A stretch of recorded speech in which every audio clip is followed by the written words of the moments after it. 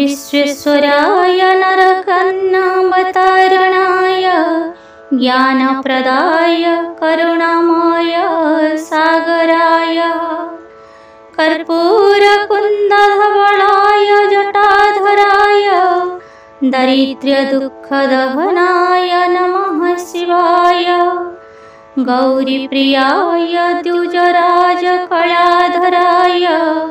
लोकान्तकाय भुजगाधिपककाणाय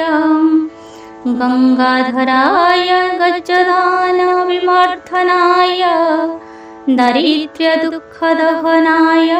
नमः शिवाय कामन्तकाय कमलप्रियपूजिताय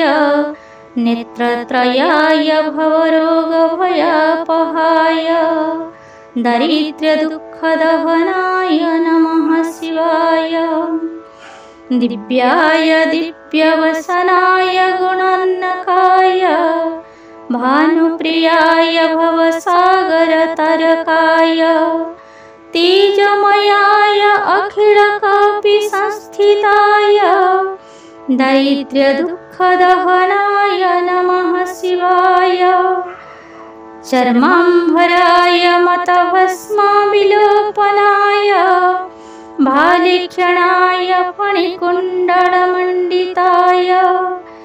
मन्दारपादजुगदाय वृषध्वजाय दरिद्रदुःखदहनाय नमः शिवाय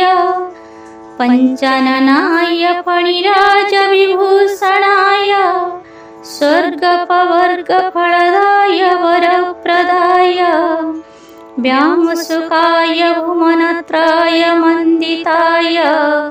दरिद्रदुःखदहनाय नमः शिवाय रामप्रियाय रघुनाथवरप्रदाय नाट्यप्रियाय नगराजसुतप्रियाय पुण्याय पुण्यचरिताय सुखितदन्त्राय दरिद्रदुःखदहनाय नमः शिवाय मुक्ताभिषेक्तफलदाय गणेश्वराय गीताप्रियाय वृषभेश्वरवाहनाय मतङ्कवर्मदवसनाय महेश्वराय